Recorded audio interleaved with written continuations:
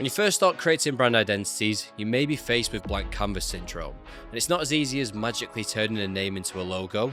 In fact, there's a 5-step process that I use to go from the first inquiry from the client to a fully built brand identity that is not only visually attractive, but is also completely aligned with the brand's essence. Now, if you're missing any, and I honestly mean any of these steps, then you're probably going to face what some people call imposter syndrome. Now, if you're watching this video, I truly believe that you're an outstanding graphic designer because you want to substantially increase your revenue by offering branding as a part of your services. Therefore, when you do feel stuck with brand design, it's not because you don't have the skills, it's because you simply haven't approached the branding like a responsible business owner.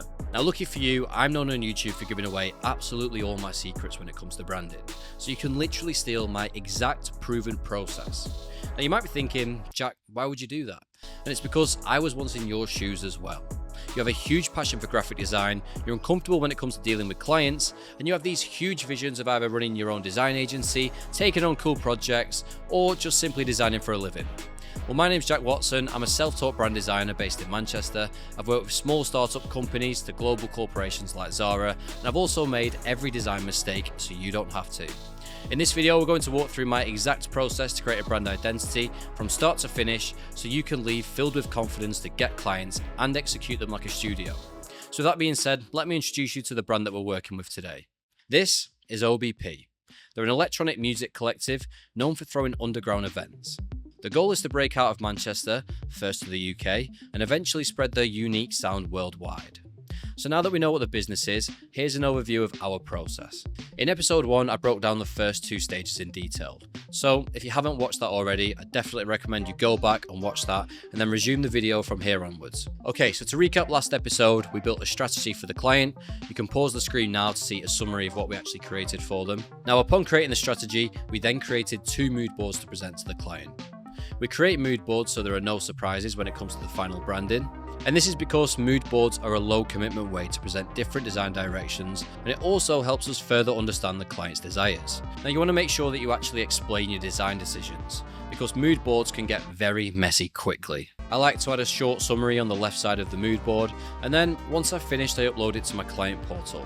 You can see that I built this inside of Notion, and if you're interested in it, you can also purchase it in the link in the description. Okay, so out of the 2 mood boards, OBP decided on mood board 1. They were completely aligned with focusing on the unique textures.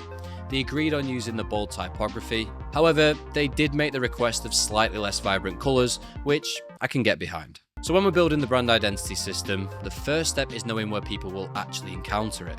What's the first touch point?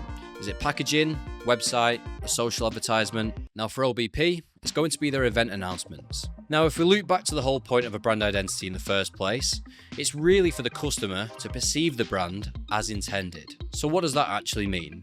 Well, this means that we need to portray the brand values that we created in episode 1 through the visual identity. So let's figure out how we can actually do that. If you remember from episode 1, the brand values are authenticity, community, and energy. So how do you think we can visualize this? Well, for energy, we can use specific colors, bold type, like we agreed in the mood board. We could also potentially use a lively texture behind the DJ names.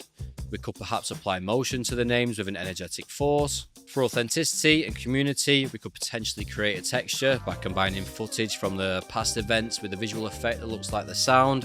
Think pixels, electronic movements. Now you can see when we start to break it down like this, you can clearly vision the brand appropriately, which honestly makes it easier to execute, but more importantly, it's a lot easier to sign off since you can confidently sell the story during a brand presentation. Okay, so after going through a lot of different ideas that would align to the brand, these are the 2 directions that I presented.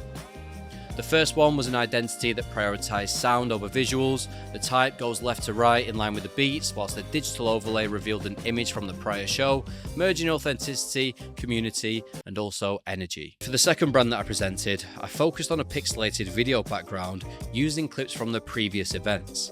The type on this layout was a variable type, allowing the letters to extend all to different sizes. After presenting this to the client, OBP were intrigued to figure out how we could evolve the second direction. So I went away and experimented with different layout styles, color variations, and even took it one step further by adding a layer of animation to the type, bringing in subtly what made direction 1 purely unique.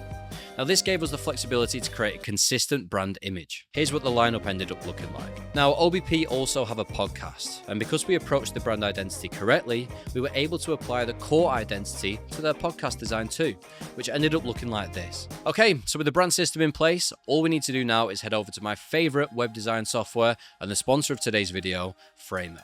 The last step of a brand identity is always to create a brand guidelines, and I've managed to create a template inside of Framer, which will be also available for you to download soon.